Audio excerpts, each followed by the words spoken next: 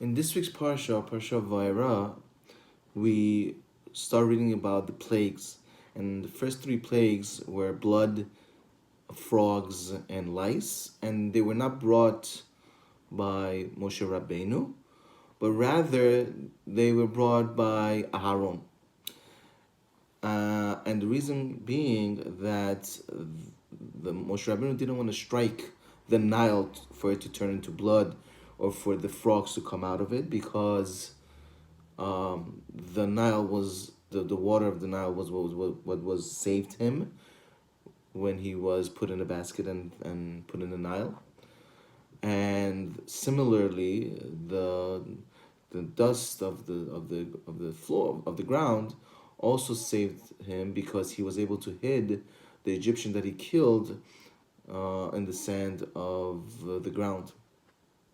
So in order to show his appreciation, right, Hakarat Hatov, he did not strike the waters, neither did he strike the sand for the lice to come about, because he had to have appreciation for the sand saving him and for the water similarly also saving him, to show the importance of gratitude to somebody who did something good for you, something that beneficial for you.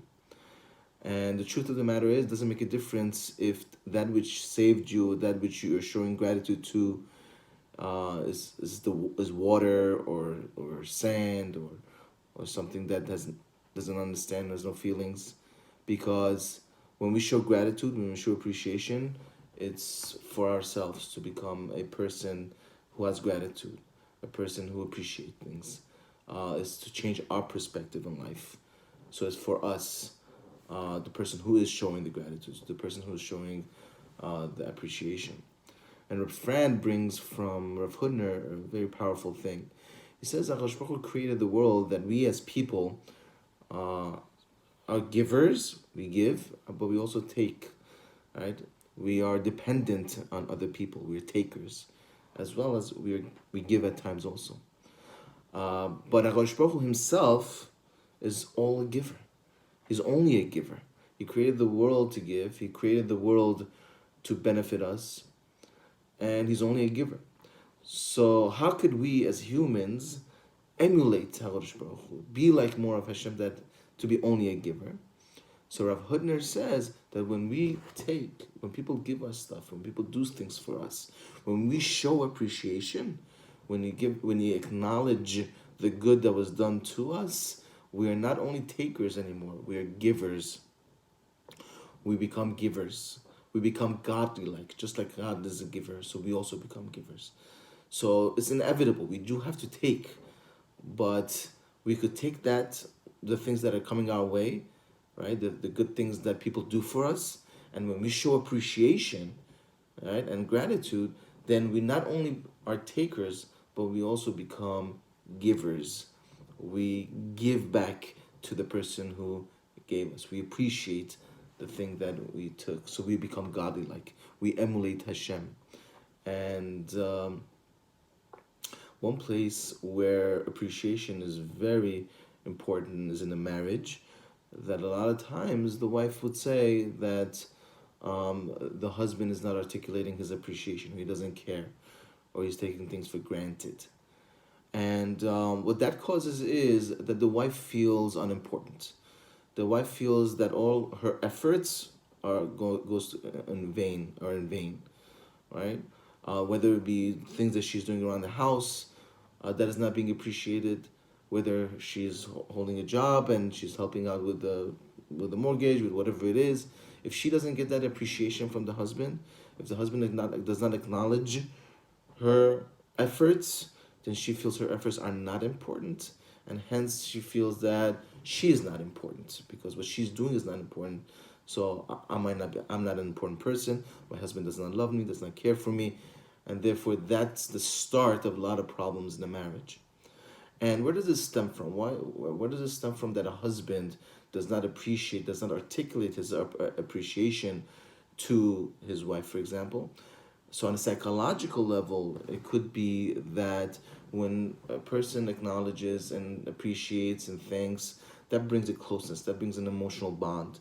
And it could be that the husband is very uncomfortable with that emotional bond, whether it be that as a child he didn't have a healthy emotional attachment, so it's very uncomfortable for him to be close to somebody, or whether he did have those emotional connections sometime in his life and traumatically came to an end. So he tries to avoid emotional connections, to avoid again being let down. So it's also it's a very uncomfortable position to be emotionally um, close to somebody for the husband. So that's on a psychological level, but on a more simple level, it's just a mentality that husbands sometimes take it for granted that this is what she has to do. This is what ladies. This is what women do. Women do take care of the kids. Women take care of the things that need to be done around the house. Even if she's working, okay, so she's helping out a little bit. But this is her job. This is what everybody does. This is all what the ladies do. This mentality that take things for granted, what your wife does for granted, and also comes from a place of arrogance, haughtiness, where I mean, what I do is more important. She should thank me. I shouldn't thank her. I'm the one who's supposed to be acknowledged. If anybody's supposed to get acknowledged, it's me, not her. So it comes from the place of arrogance. Comes from the place of mentality where you know that taking things for granted and it should be that way. Um, but again, that causes problems in the marriage. And the truth of the matter is, this kind of mentality, if a husband, for example, has this mentality, is almost a indicator that he's not happy in life, because happy people appreciate things. Happy people process things differently than unhappy people. Happy people appreciate what they have. They appreciate the blessings that they have in life. They look at the positives. And if this husband, for example, is not appreciating what his wife does and doesn't articulate it and does not care for it, then probably he is living a miserable life because he's not an appreciative person. He does not appreciate life. He does not have gratitude for the good things in his life. And happy people have that gratitude. Happy people live with that realization that everything I have, I care for it and I appreciate it, and the things that I don't have and the things that I'm lacking are always in the back burner. But in the front burner, I always put things that I have, put things that I'm appreciative of, put things um, that I do have in my life. So this husband that is not showing appreciation to his wife, more likely than not, he's not a happy person because he's not an appreciative person. He does not count his blessings. He does not look at the positive. He's not optimistic. So so if we try to change and try to show appreciation in our marriage, right, we benefit threefold. We benefit first that our marriages improves. We benefit that our wives feel that they're appreciated. They feel important. They feel what they do is important. They feel acknowledged and validated. So our marriage improves, number one. Number two, we become godly like Rav Hutner says. We don't become only takers of the things that our wives is doing for us, but we appreciate, we show appreciation. We become givers. We become like God.